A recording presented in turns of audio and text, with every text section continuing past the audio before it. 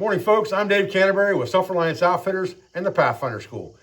Here at the Pathfinder School in Southeast Ohio, we teach lots and lots of classes from basic, intermediate, advanced survival, bushcraft 101, medicinal edible plants, ropes and rigging, and lots of other classes you can choose from on our website at selfrelianceoutfitters.com under the training tab. What I want to talk to you about today is the best $5 investment you'll ever make for your survival kit. Want to know what that is? Stay with me. All right, so when we talk about survival priorities and survival kits and things of that nature, I always drop back to the 5 survival priorities and the 10 C's of survivability. When we look at the 10 C's of survivability, we get down to number 6. It is cotton material. All right? Cotton material. And that cotton material is generally thought of as a bandana or a shamag. But the one thing that I tell all of my students here at the Pathfinder School that I haven't seen taught anywhere else is that they should bring a triple XL orange cotton t-shirt, okay? And this is a big one. I wear a 2X, this is a 3X, I think. And something like this costs $5 or less most of the time. You want this to be 100% cotton. Let's talk about the reason this is one of the most useful survival items you can have in your kit. Now, if you've watched any of my videos from classes and things like that, or looked at any of my postings on Facebook, Instagram, all those places that we post class pictures from here at the Pathfinder School, you'll notice that a lot of times all the students are wearing these big orange t-shirts. And I get a lot of questions about that. Why are all those guys wearing those orange t-shirts? Well, there's several reasons. The first one is it's high vis, which leads to one of the uses for this t-shirt, which is in a survival scenario, if you're injured, most of us, when we go to the woods, we're dressed like Secret Squirrel, right? We're either hunting or we're trying to not be noticed necessarily. We're trying to keep to ourselves, and we dress in drab colors or camouflage. And those things are very hard to see if you're trying to be rescued. However, something that is 3 or 4X, that's big enough for you to put on over every other garment that you're wearing, makes you a traffic cone in the woods. And that's very important with us for our students in case someone gets lost or they're not back on time from a navigational exercise. When we're looking for them in the woods, they're easy to see. High visibility orange is the key to this piece of gear.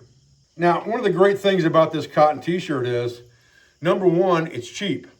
Number two, it's very small and lightweight. You can throw this in the bottom of your pack and forget you even had it until you needed it. This shirt can be manipulated in many, many ways to affect survival priorities. And we're going to talk about those one by one today in this video. All right, so before we get started, let's cover a couple things for people new to watching this channel. First of all, the 5 survival priorities as taught here at the Pathfinder School. Number 1 is self-aid. If you're injured or you're bleeding, that has to be addressed before anything else. Shelter is number 2 on our list, and that includes the clothing on our back. The clothing on our back and the shelter that we build help protect our body's core temperature and affect thermal regulation. Our fire is a priority because it can also aid in thermal regulation along with shelter. It can disinfect groundwater resources. We can use it to signal for rescue. Water is obviously a high priority. Our bodies need water at a molecular level. 3 to 4 quarts a day is the norm for intake on water. And then signaling and navigation are the last priorities in the top 5, in that we're either going to signal for rescue if we're staying put, or we're going to navigate our way out if we're trying to self-rescue. The lowly cotton t-shirt can aid us in all of these 5 survival priorities, all right? Let's talk about that a little bit one by one. Okay, let's start off talking about our number 1 priority, which is self-aid. And along with that, I would say hygiene goes right along with that self-aid, okay? These 2 topics are the number 1 on the list for a reason. A bleed, especially an arterial bleed, can take you out faster than almost anything. So when you look at the rule of 3s posted all over the internet, it generally starts, 3 minutes without air. You can't last 3 minutes with an arterial bleed, so that becomes your number one priority, okay, above all the other lists on the internet. Now, what I will say is these 10 things alone make this cotton t-shirt worth carrying, all right? What I generally do, we always talk about 2 is 1, 1 is none, things like that. What I'll generally do is I'll have the one full cotton t-shirt in my kit. And this is my sacrificial lamb, if you will, right? This is the one that if I have to tear it up to do something else, I will. But I'm gonna tear it up at the last minute if that's what I have to do. Then I'm gonna take another cotton t-shirt and I'm gonna cut the bottom out of it so that it becomes just a shard of material that's about 1 foot wide and about 6 feet long, all right? And that's gonna be in my kit as well. So cotton material, 2 is 1, 1 is none, all right? And then if I have a shamag or a bandana, then I've got that 3 we talk about, having 3 of each type of item in our kit. 3 types of cutting tools, 3 types of containers, 3 ways to start fire, 3 types of cordage, and the list goes on. So if we want 3 types of cotton material, generally I'll have that large t-shirt, I'll have that shard, and then I'll have something else like a shamag or a bandana or a camp rag of some kind made of Kevlar. Something like that is my third option, okay? So bear that in mind, because you're gonna find that to do some of these things, you'll need to destroy the t-shirt. And if that's your last ditch, then you don't want to destroy it unless you have to. So having another piece of cotton material made from the same t-shirt, just a different t-shirt, is always gonna be a bonus, all right? But you can just cut the belly out of the t-shirt that you have, and it will still function the same way. You can see that this thing is huge. It goes down almost to my knees.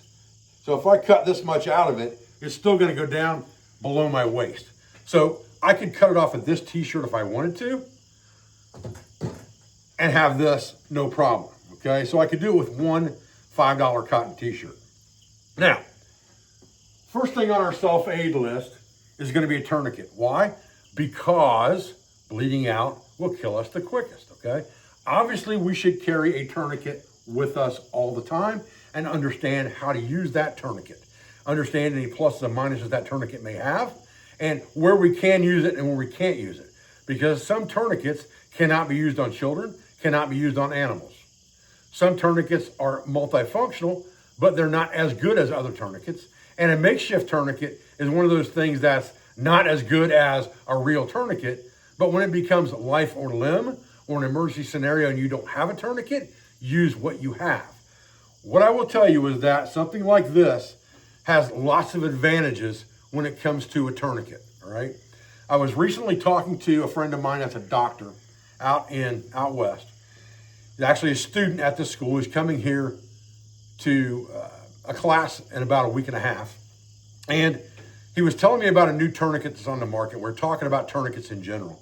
And he said that one of the problems, and I'm sure I'm gonna get a lot of hate on this, but one of the problems with the combat application tourniquet is that it is a static tourniquet, if you will. It has no stretch like this cotton material does, okay? So once you crank it down with the windlass and you lock it off, that's it, it's there, okay? What happens is, in the real world, when you apply a tourniquet to a limb, the fluids in that skin start to drain away from the constricted area. And as you lose fluid in that skin, the skin begins to constrict. When that happens, if the tourniquet doesn't constrict along with it, because it's a static tourniquet, the tourniquet can become ineffective or less effective and require retightening.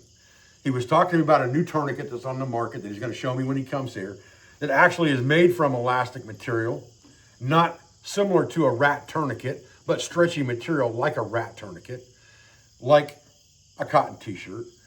And when you wrap that material around something and tighten it up, because it stretches and it constricts, as the fluid drains from that area, because it stretches, it gets tight again and holds its tightness, all right? And it's not going to require readjustment.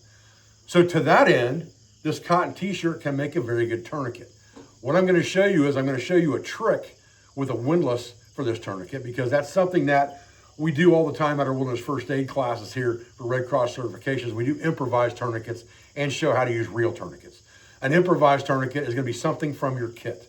So you grab something that's going to make a decent tourniquet from your kit that you can turn with a windlass and make it tighter. And then you find a windlass, and you either find something off the landscape or something in your kit.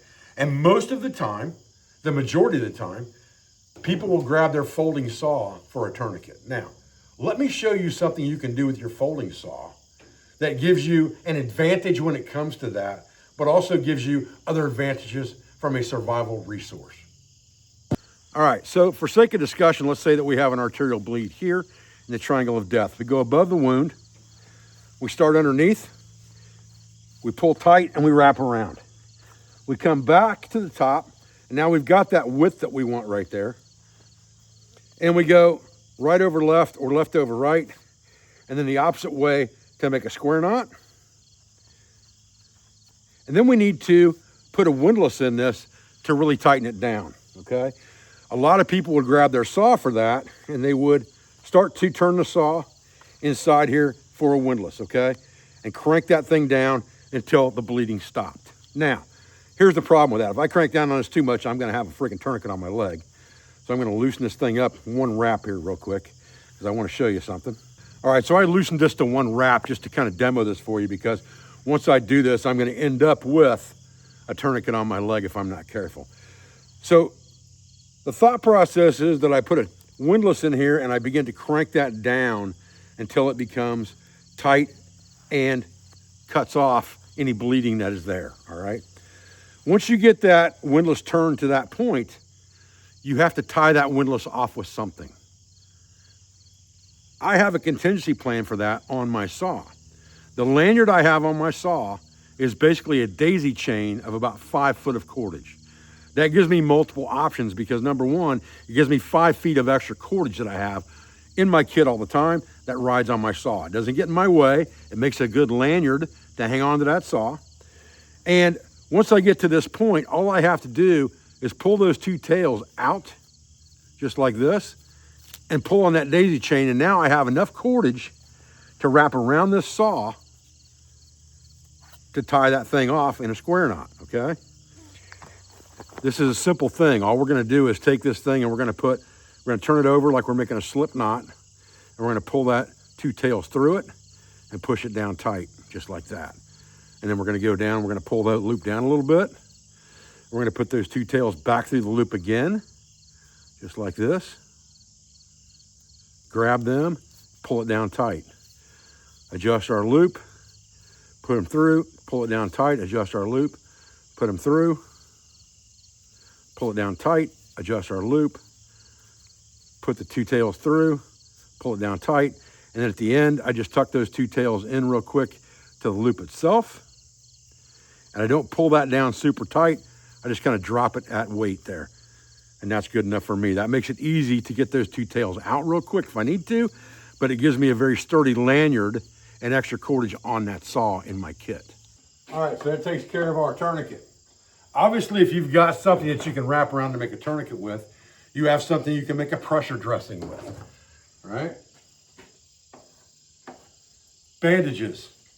You have multiples of these in that one t-shirt. You could always strip this in half again if you needed to, so that you had one bandage on the wound, one that you're cleaning by boiling in water, so that you can change bandages out. Or you could take 2 more off that t-shirt, okay? A sling. This t-shirt makes the perfect sling. If I have damage to a shoulder or an arm and I'm trying to keep that under control, take this hat off. You can see this t-shirt's plenty big to get over my whole body with my clothing on, okay? Easy enough. Now, all I have to do is take this arm, drop it through the armhole, just like this. Take this part of the t-shirt, pull it up over the top, and now I have a sling. It's that simple to make a sling with a t-shirt. All right, let's talk about the ace wrap. This is one of the biggest advantages besides the tourniquet that I see to a cotton t-shirt versus something like a shamag. This thing stretches, okay? If you wrap a sprained ankle with a shamag or a bandana that doesn't stretch, as it swells, you have the opposite effect that we had on the tourniquet. What you're doing is you're putting something tight around something that's sprained or strained or possibly broken. And as it swells, it creates a tourniquet, okay? With this material that stretches, you're using this more like an ace bandage. You're wrapping it fairly tight, but as it swells, it's just going to get a little bit tighter. But because this is stretchy material, it's going to stretch before it constricts too much, okay?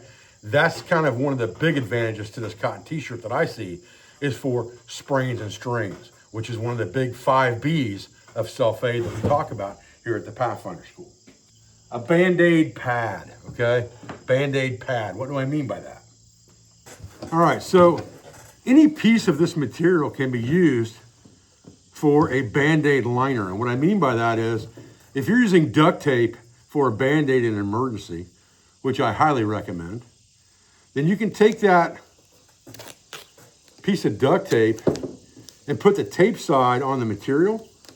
And now you've created a Band-Aid pad so that if you had to wrap a wound, let's say you cut your finger and you had to wrap that wound, then you could wrap the padded area around, fold that duct tape over at the end, and now you have a good Band-Aid there that's easy enough to get undone to inspect or clean the wound if you need to. And then you can put it right back on when you're finished, just like that, okay?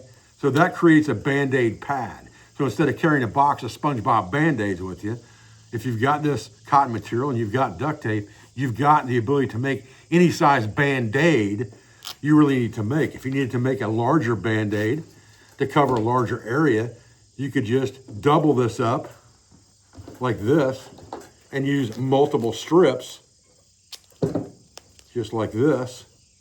1,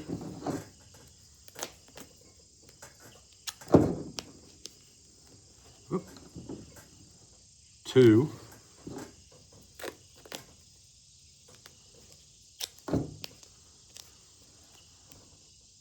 3. We'll go ahead and put 4 on here.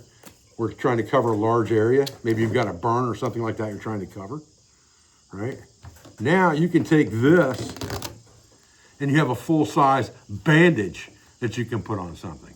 So now if I have a large area that I'm trying to cover, that's easy enough to do. Keep it protected. The duct tape's gonna stick to your skin much better in most cases than any Band-Aid's going to. And you have protective material underneath that. This is gonna feel real good with all the hair on my arms, I'm sure, but okay. So you've made a bandage, you've used a gauze type material inside that bandage with simple duct tape and that cotton t-shirt. Now I will also tell you that after you've made that bandage and you've taken it off, because you have cotton material in there as well as that duct tape, and both are flammable, you have a heck of a fire resource, okay? Just a quick light of a lighter to light that thing up, and that thing will sit there and burn for quite a long time to give you an extender to start your fire. So you use it for a bandage, and when you change it to put a new dressing on, save it, don't throw it away, because you have a fire starting resource there for your next fire mentality. Okay, so that takes care of our Band-Aid pad and uses for that after the fact. Just a little free chicken there. Now, the next one is a dust mask. Obviously, this thing has got multiple layers of cotton.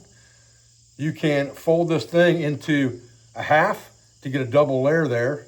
And you can wear this over your face if you need to for a dust mask, all right? Whether that be smoke, a dust storm, anything like that, it'll work for a dust mask, all right? Now, let's go over to the hygiene category for a minute, because again, I think that goes right along with the self-aid. A wash rag. Obviously, something like this will work to wash your body with at the creek or with some ash out of the fire that you can use for a type of soap for scrubbing and disinfectant, antibacterial. All those things are good with ash, and you can use your rag as your washcloth. You can also use that rag for a towel. If you've got two of these, if you've got one of these in a t-shirt, if you've got the t-shirt cut, if you just want to use it for a wash rag for a piece of it that's wet and the rest of it's dry, then you can use that for a towel, okay? Now, the last thing I would say with that is it is a spare shirt, right?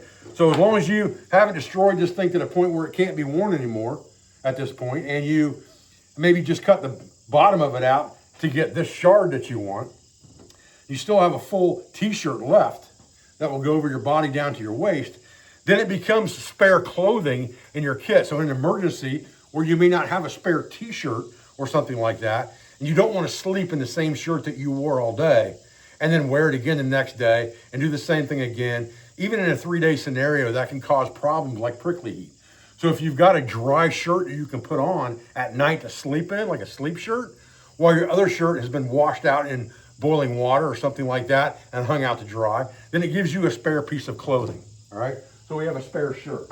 So those 10 things right there, just in the very first category, make this the best $5 investment you could ever make.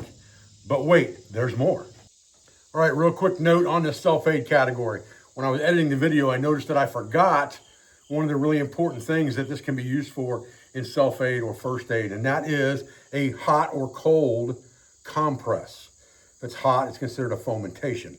But you can use this just folded up and soaked in liquid as a cold compress or a hot compress for swelling and things of that nature, or for cooling someone down who's overheated.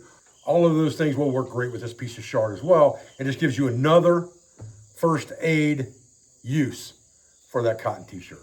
Okay, so now let's talk about the next topic in our survival priority list, which is shelter. Remember that the clothing on your back is your first line of defense when it comes to shelter. So some of these things will be clothing related. The first one is evaporative cooling as a wrap or a garment.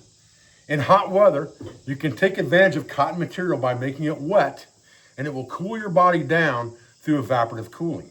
You could do the same thing with something like this by wrapping it around your water bottle in hot weather, wet, put it in a shaded area. As it evaporates, it will cool the water. So evaporative cooling is a very good thing. You can use that as a wrap or a garment. So you can take the same thing with this, and you could wet this thing and you could wrap it around your neck, and it will help cool you down, okay? You could do the same thing, what we're gonna talk about in just a minute, as a scarf or a wrap here at the bottom, okay? That's part of the scarf situation is for evaporative cooling, but it's also just a scarf if we need one to kind of protect our body's core temperature and keep heat from escaping through our neck. We could wrap it on our head, basically like a, just a regular rag on top of our head, just like this, like we would a bandana. Pull the tails to the back. Hard for me to see what I'm doing in the camera here. And just tie a square knot in that bad boy. Maybe. Long tails. We'll attempt to tie a square knot in it anyway. Let's see what we get when we're done. I always say just do it live. All right, so now we've got a head wrap, which is at the bottom of our list here, okay? Or a scarf. Either one of those things is very viable with this. We've got our evaporative cooling wrap or garment. The next thing we can do with this is we could take this t-shirt, stuff it with browse, and use it for a browse pillow at night if we needed to, all right? That's just another use. If we weren't wearing that t-shirt, we could use it as a pillow. Emergency lashings and cordage, okay? A piece of this cotton t-shirt that's torn off is stretchy, but you can see that's just a small piece and it stretches to about 3.5 feet, okay? I can use this for an emergency tie or lash on a shelter or something like that, a quick tripod, anything that I might need to tie, lash, or bind. If I need something stronger than just this single piece, I can take 3 of these, braid them together, and exponentially increase its load-bearing capabilities. So I have emergency cordage and emergency lashings with this cotton material. A belt. Obviously, we can take this same piece that's on our head. Let's see if I got a square knot in that thing. I did. What do you know about that? Okay. Kind of hard to do that backwards when you're dyslexic. All right. If we're wearing a piece of outerwear, a garment, and we don't have a belt on and there's wind coming up through, or we just need to attach gear to the outside of our outer garment, we can use this very easily as a belt. It's plenty long enough to do that. And we can just, again, tie a square knot in that bad boy, and we have trapped our body core temperature heat here, and we've also given ourselves a belt we can hang equipment off of if needs be. Now, along with that, we can also use this as a butt pack. All right, so I can lay this piece out just like this, and if I've got something like a piece of outerwear, an emergency bivvy, some cordage, something I collected off the landscape, I can put that inside here and roll it up just like this. Take this and roll one tail clockwise, roll one tail counterclockwise.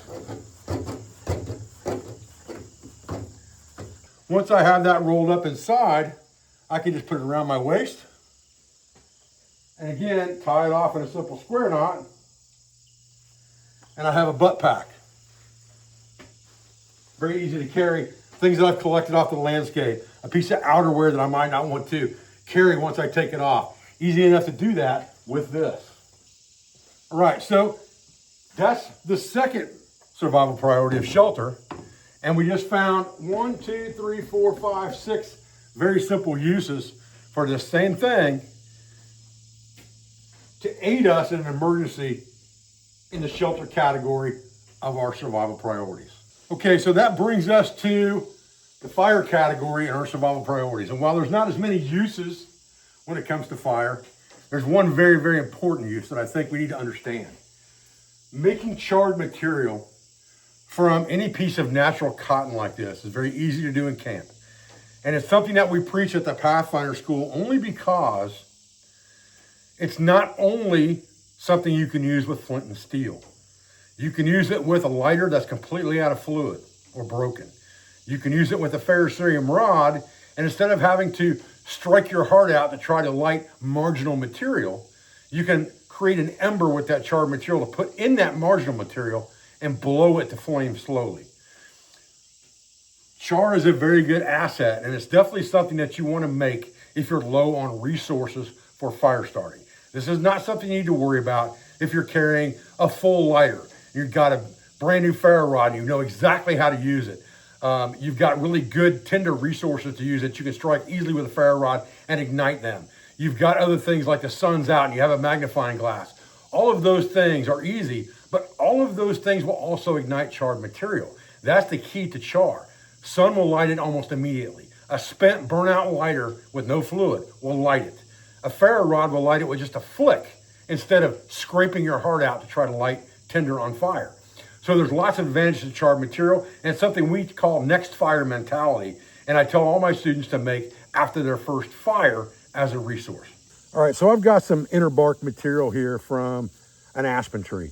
And this is not an ideal bird nest by any means because it hasn't been processed finely enough for that. It's got a lot of coarse and medium material in it. It's even got some pieces of bark in it. And this is typically what I expect to see when a student first makes a tinder bundle before they're taught exactly how to make a proper bird nest, which is what you should have if you're trying to use an ember. But because this is what I would consider marginal tinder, and it may take multiple strikes because it's a little bit damp, all right, it's been out here in the air all night and things like that. There's a lot of humidity this time of year in Ohio. So it's what I would consider marginal tinder. Now, something like this t-shirt material that we have charred should take a spark fairly readily from a ferro rod easily. But even something like this lighter that's got a hole drilled in it, so there's no fluid in it, got the housing taken off of it, but it still sparks, should light this material. So if we just kind of take a frayed end of this t-shirt and put it up against this lighter housing,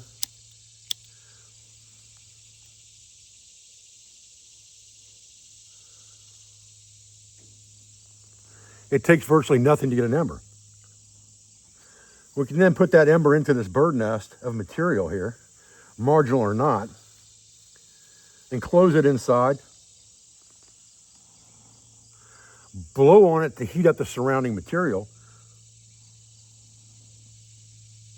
And it gives us a long-lasting ember that will outlast some embers from bow drill or hand drill, depending on how good you are and how big of an ember you have.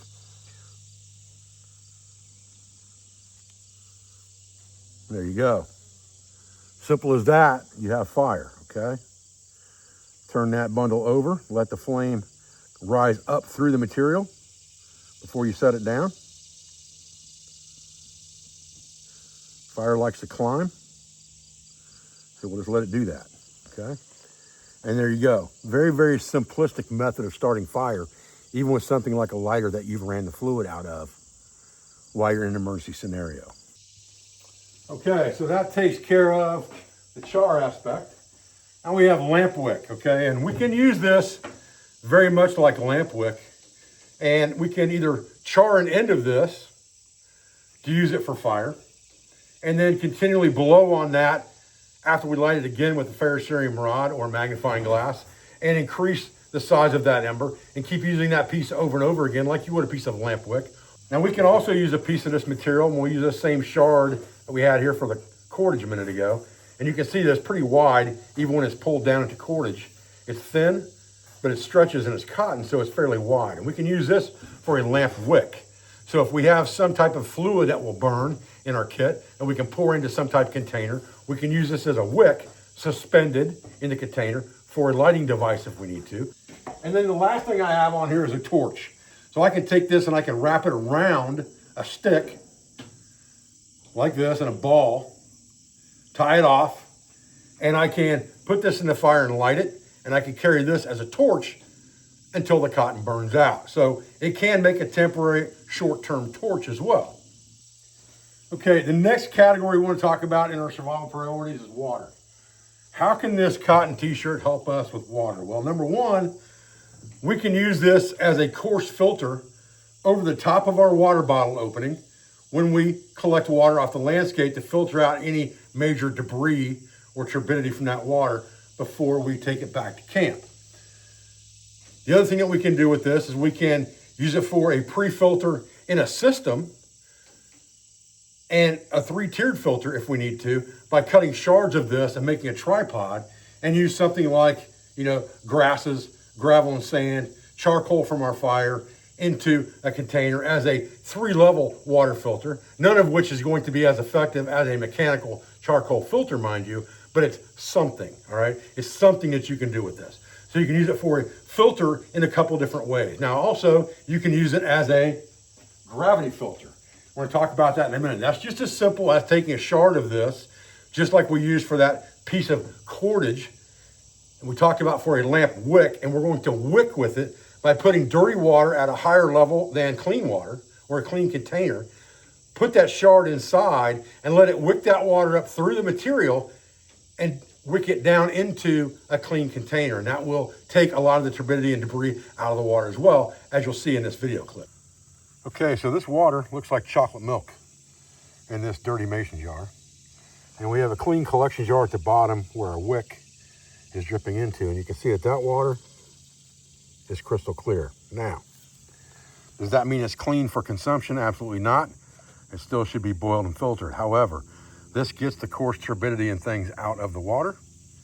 And it's also a great apparatus for collecting from something like a seep that you might not be able to get a container into, but you can jam that cotton material into it and collect in a container off to the side. Okay, that brings us to our last category, which is navigation and signaling. An overgarment for high vis, like we talked about already in the beginning of this video. If I put this on over everything I've got, I'm a traffic cone in the woods. So even if I'm sitting perfectly still, someone has a better chance of seeing me. If I'm moving about, then I'm actively signaling while I'm walking around, okay? Trail marking.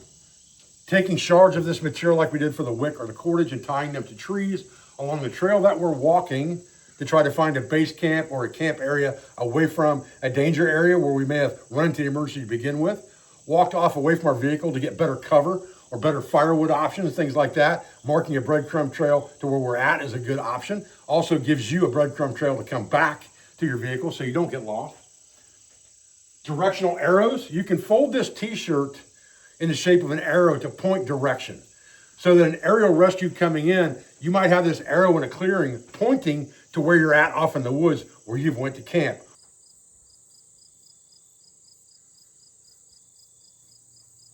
Or collect better resource and things like that. That's not in the clearing, but this is a visible signal, all right?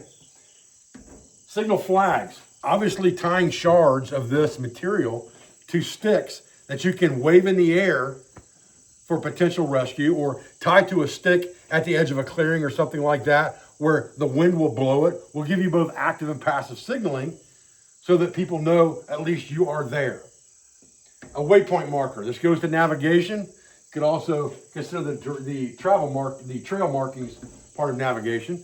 But if you are walking on a compass bearing and you don't want to lose that bearing, then you use what's called a waypoint marker. If you stop on the bearing and you decide you're going to investigate here, you don't know exactly where you want to go next, so you want to go check the area out to see what the best travel route may be, you hang this off of a limb or on the tree that's on the azimuth that you're traveling. And as long as you don't lose sight of this while you're walking around investigating your next move or turn, you can always go back to your direct line of azimuth and not get lost. To find your last known point of origin, a waypoint marker is great for that. Also for your camp, if you're camped like most of us with drab camp gear and things like that, and you want some kind of a flag at your camp that's large enough for you to see from a distance, if you're coming in the evening or something like that, and nothing in your camp is going to show up, this can be seen from a distance. So you can find your camp easier with that, no matter what you've done, okay? Now, what I would tell you is there's one other thing that you can use this for. That's a miscellaneous item, okay? Obviously, this could be used for cleaning any gear, any kind of a rag you need in camp, picking up things hot off the fire, all those types of things. It's a utility camp rag as well. And pieces of it can be torn off and used like a bore snake to clean your 12-gauge shotgun or your rifle or your pistol, whatever the case may be. This cotton material is very absorbent. You can put it in hot water, whatever you need to do, mix it with some ash and some grit to clean the bore of your firearm, and then use another piece of it to dry it out on the end of a piece of bank line or paracord. Works great for that. I use this stuff for my 12 gauges quite often. All right, guys, so with all of that said, and all of those multiple uses, and I think there's like 30 of them we listed, for a simple cotton t-shirt that you can buy at any dollar store or Walmart, very, very common man. It is probably one of the most useful pieces of survival kit you could possibly own. We've taught this at the Pathfinder School for several years. I've covered it on and off very quickly in some of my videos on the 10Cs and things like that, but I've never done a full video on why the orange cotton t-shirt. I've never seen any other school teach this. I've never seen anybody else talk about this on video. So I wanted to get it out to you today as an educational video so that you understand why I think this is so important and why you should add this simple $5 item to your survival kit. I appreciate your views and I appreciate your support. I thank you for everything you do for our school, for our family, and for our business. I love our sponsors, instructors, affiliates, and friends. Be sure to check us out at selfrelianceoutfitters.com under the training tab, the Pathfinder School Worldwide, and join us for a class here in Southeast Ohio, and I'll see you guys on the next video.